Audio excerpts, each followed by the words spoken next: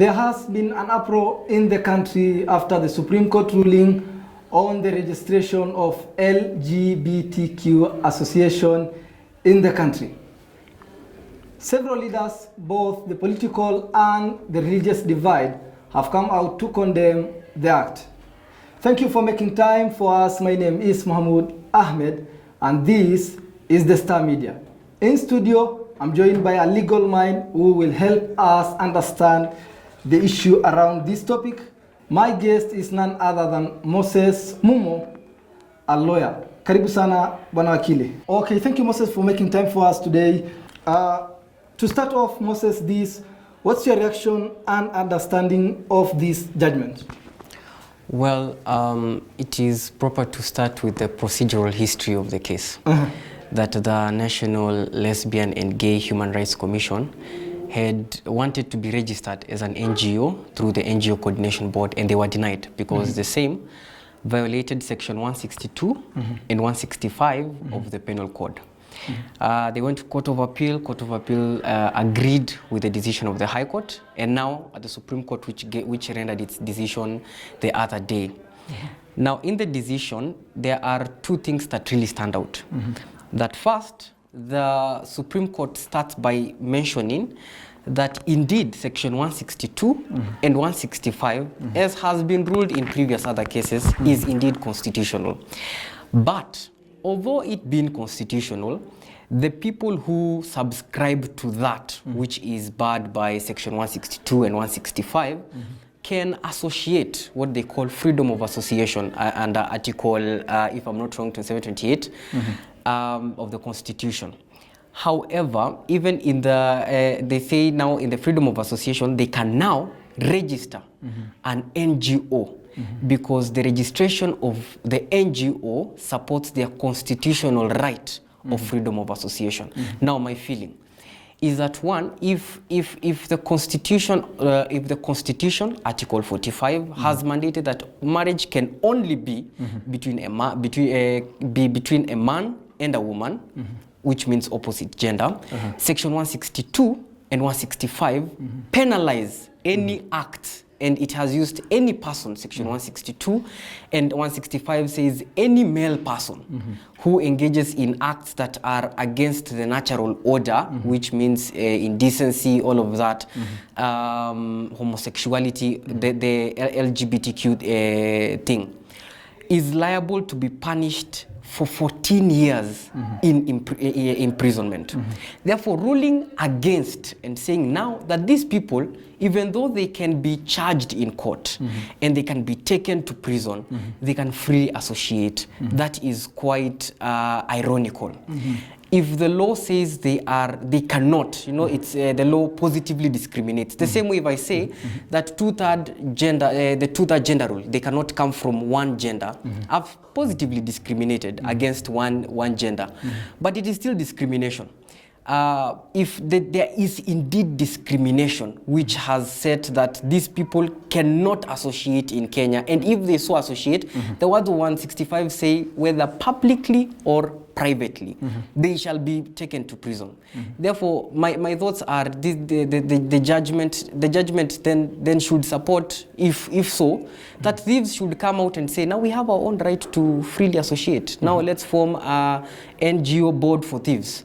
Or murderers should now say, because although it is penalized in the penal code, how about we come out with our own murderers association or NGO of Kenya? Although it is, we have our own freedom of association. That really does not make sense in my opinion. Yeah. Right, Moses, I think you have mentioned a lot of sections, you have quoted a lot of sections from the Constitution. To get it right, if I'm not wrong, the right to form an association, the Supreme Court gave an okay to form the right to form an association, but not legalize the act. But whatever you mean is that this will lead to legalizing the act sooner or later. Now, that is one way of seeing it, because if we are given by permission, we can freely associate. It means I can stand out there and, because it's my freedom of association, and say, well, I subscribe to LGBTQ. Well, the law has penalized the action, and not me saying I am that. us associating and all of that will now bring legal cases in the future and now say that now let us now truly declare section 162 and 165, the sections that criminalize that action to be unconstitutional. Should the law now declare such sections to be unconstitutional, it therefore means that the act will now come to be legal and will now be living like how US has legalized it. Yeah. You have also mentioned section 165 of the Constitution, which prohibits the gross indecency, if I may quote direct from the Constitution, between men. Tell us more about that. Well, section 165 is very clear. And it says any male person, which means in the canons of interpretation of a statute, it means anyone who is a male by birth, cannot in any way associate indecently or against the acts which are of the ordinary order of nature. By ordinary order of nature means Article 45, which says a man and a woman. Same way, just to take a detour, is that this was the framers of the Constitution of Kenya really took time and analyzed even this scenario that we are at right now. If you check the final CKRC report, paragraph 8.7H, it has really expressly stated that they have analyzed the situation of the contact of LGBTQ and all those people, and they found out, and that is what guided them to enact Article 45 of the Constitution of Kenya, the final CKRC report, paragraph 8.7H, which guided Article 45. And which now Parliament, in their own wisdom or in legislating Article 45, they came up with Section 165 to now enforce what they stated, that a man cannot publicly or privately engage with another man. And if they are found, 14 years in prison. Yeah. All right, Moses, thank you for that. Fair enough. You also talked of the Article 45 of the Constitution, which basically talks of the family, which is the family is the neutral and fundamental unit of the society and the necessary basic of social order and shall enjoy the recognition and protection of the state. When you quote these articles, an ordinary Kenya will not understand. So when making this ruling, the Supreme Court, did they go with these articles or were they making like this registration as an association, not giving a go-ahead to the LGBT Act itself? Now, I'm going to explain it in a long way. Well, Article 259 of the Constitution is very clear on how the court, including the Supreme Court, can interpret provisos of the Constitution. In interpretation, the Supreme Court itself is bound to interpret the Constitution in a manner which supports its import, its purport, its values, and principles. That is one. Again, in the interpretation of a legislation, because the court was caught up in the two, Article 45, Section 162 and 165. In the interpretation of a statute, the court now checks for the mischief. What did the legislature intend to cure? Because laws are meant to cure something. So what was the mischief before the law? That is one. Two, the court cannot stand on its own 2 feet because, again, a legislation is not the mind of the court. It is the mind of the legislature. And because of the doctrine of separation of powers, upon the enactment of a legislation, the legislature stands as functus official. And now the role shifts from now the legislature and it goes to the judiciary to interpret such a law. In the interpretation of such a law, the judiciary can only interpret and bring forth the meaning or the intent, again, mischief, of the legislature. Still in the interpretation, they can find certain legislations to be unconstitutional, etc., etc. Now, in this specific ruling, the court has analyzed broadly, and they have found one, Section 162 and 165 are indeed constitutional. But what they were analyzing here is whether the National Lesbian and Gay Human Rights Commission can indeed be registered as an NGO. And they therefore narrowed down, now not to Article 45, and not to Section 162 and 165, onto the right, the freedom from, number one, not to be discriminated. Because the law has provided that every person has the right not to be discriminated. Although all laws are discriminate in one way or another, there is positive and negative discrimination. And number two, it narrowed down again into the freedom to association, the freedom to association. And in the two, they found out that the freedom from discrimination says no one shall be discriminated on any ground, including race, sex, gender, etc. Now, the court interpreted, one, that the term including means that the list is not conclusive, which therefore means there are other grounds not included in that provision. That is one. Two, that the term sex does not mean the act sex per se, but it means sexual or orientation or the sexual orientation. Does one subscribe to, lesbian, gayism, etc.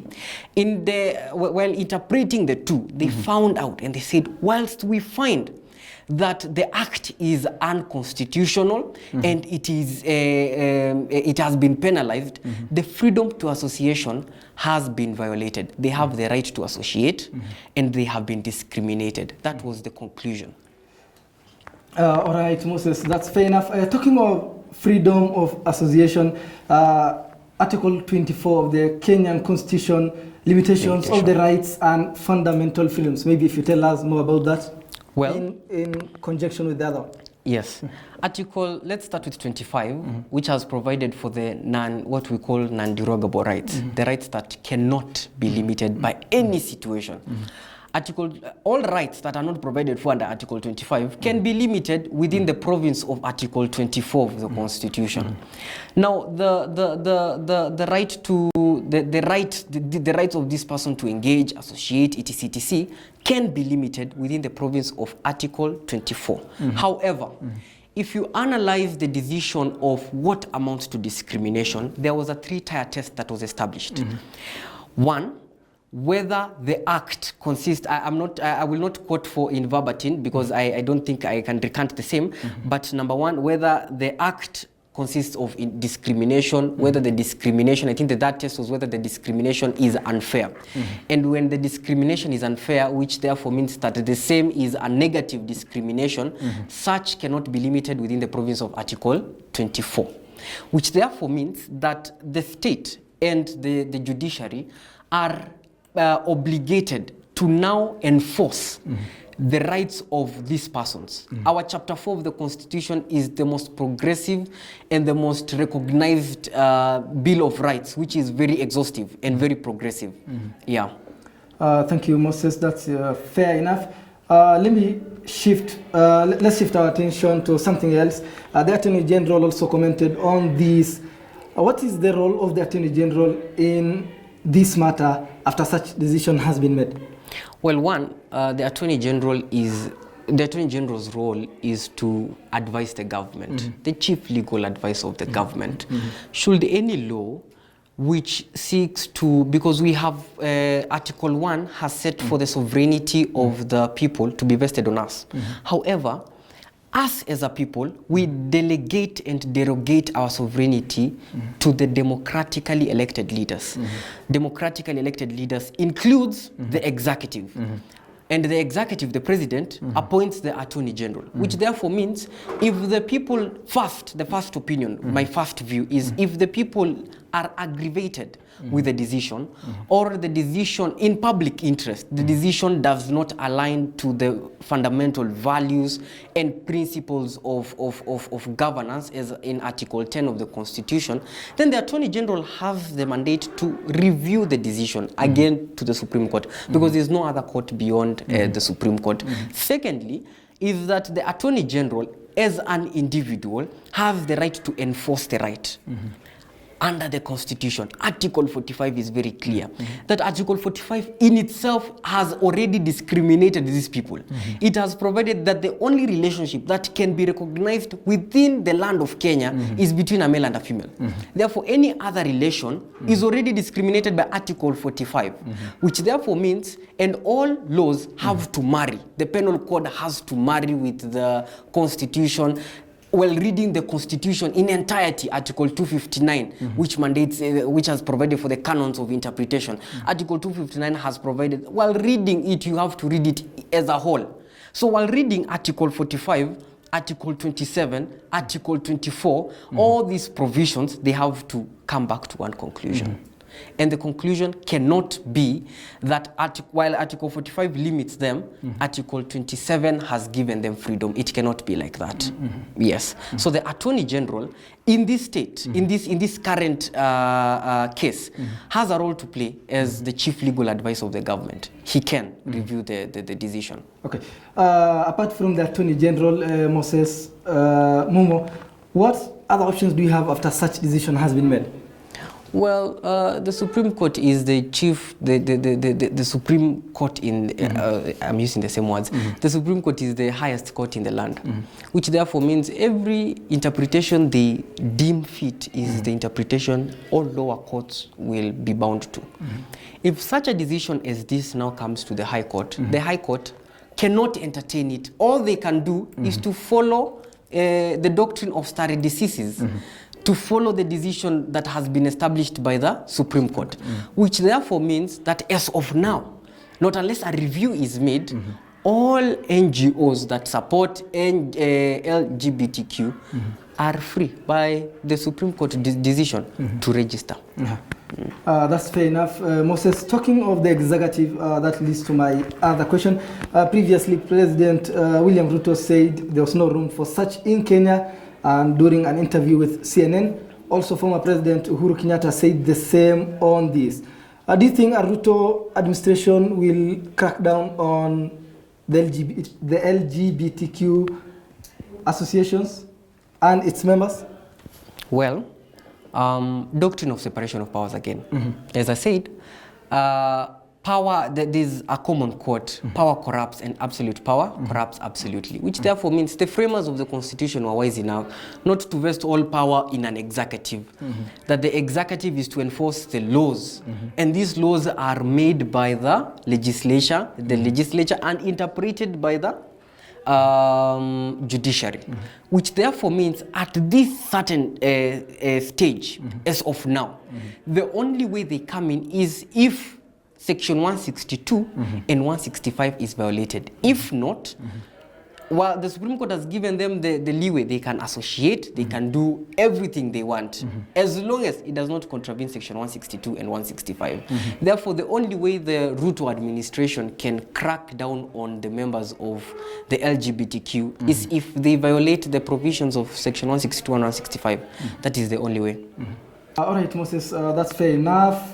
Senate Majority Leader Arion Cheriot and National Assembly Majority Leader Kimani Ichung'wah hit out at the Supreme Court ruling on this issue, terming the decision unacceptable. Your reaction to that and their role in this? Some of them have threatened to review this in both the houses. Well, one, you see, which is they can actually review the decision in both houses. However, to what extent do they, review the same?